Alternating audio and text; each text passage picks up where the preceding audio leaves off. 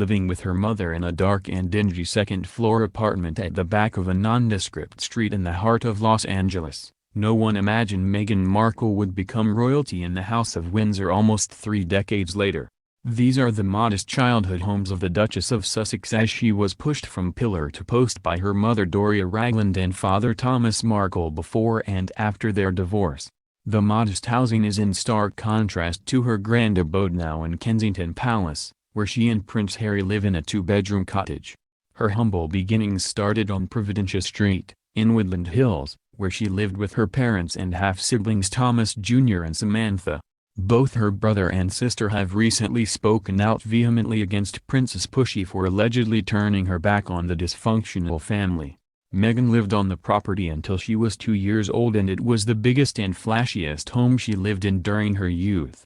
It was located opposite a country club, but the inside was fraught with problems, according to acclaimed biographer Andrew Morton, who wrote the book Meghan, a Hollywood Princess. Thomas Jr. smoked weed all day, and even her mother would share a joint with a neighbor, while TV lighting director Thomas worked night and day, and wild teen Samantha would be out clubbing.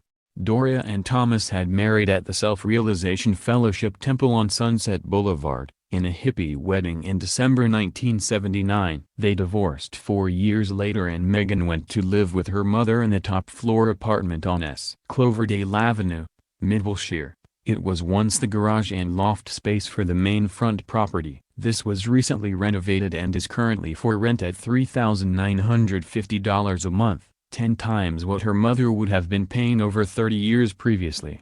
Although Meghan lived in modest homes, she attended a prestigious private nursery and kindergarten called Little Red Schoolhouse, which starts at $18,800 a year for kindergarten and $22,600 a year for 6th grade.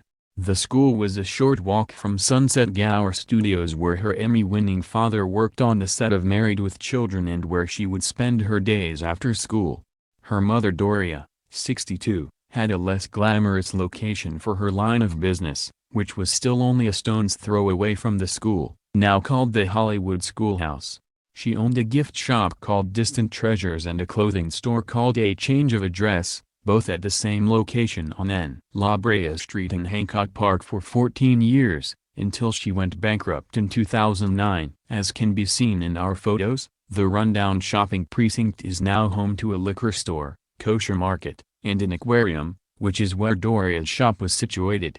When Meghan moved on to the $15,900 a year Immaculate Heart High School, which she attended from 1991 to 1999, she lived with her dad on Vista Del Mar Avenue, a shabby street behind the Hollywood Strip, only a few hundred yards from one of Scientology's most important buildings, Founder L. Ron Hubbard Life Exhibition. This is where Thomas recently said in an interview that he'd warned his daughter off the controversial religion after catching her lingering outside the building. Her father's apartment was on the ground floor and had 2 tiny bedrooms with bars across the windows. She lived there until she was 17. Now the place has been renovated, as photos show the kitchen, living room and 2 bedrooms that she shared with her dad throughout her teenage years. According to Morton's book, it made sense for her to live with her father during the week. It was a decision that would have far-reaching implications for the way she was seen by her new teachers and classmates. The older she became, the more she felt she was the one who was mothering her father. It was a source of friction, especially when she started dating, the book states. Meghan also had various part-time jobs and volunteer work, including bussing tables and serving food at the Hippie Kitchen in downtown Los Angeles, a Catholic setup to help the homeless living in the notorious Skid Row. She was an assistant at the paper store in Beverly Hills, where she also taught calligraphy, and served frozen yogurt at Humphrey Yogurt, in Sherman Oaks. When she left high school to attend Northwestern University in Illinois, she met film producer Trevor Engelson in a bar on one of her visits back home in L.A. When Meghan first met him on that night out in West Hollywood, she liked what she saw and was attracted to his passion, drive, and ambition. He was a guy with an aphorism for every occasion. "Hope is the greatest currency we have in this business," he told the wide-eyed wannabe. True or not, it's a great pickup line, Morton wrote. The pair lived behind Whiskey A Go Go, a notorious club on Sunset Strip in West Hollywood, where Ingelson still lives today, and Meghan resided there until getting her big break in Suits and relocating to Toronto for filming in 2011, divorcing the 41-year-old 2 years later. Yet it was her childhood that defined Meghan, the aspiring actress and now adored royal. While her childhood experiences were the crucible that set her on the path to activism, says Morton, her mother believes that she was hardwired from birth to try to make the world a better and more equal place. In short, she had a moral compass. Despite wanting to be a Hollywood star, it was her faith that was equally important and the central pillar for Meghan and Doria. So much so, that we can disclose she was once a youth minister for the Agape International Spiritual Center, which her mum is still a member today, along with TV host Oprah Winfrey. Sharon Fox, now an executive producer at California Motion Picture Company, was also a member and told her Facebook followers about bumping into the Duchess and her husband Prince Harry in Dublin earlier this month.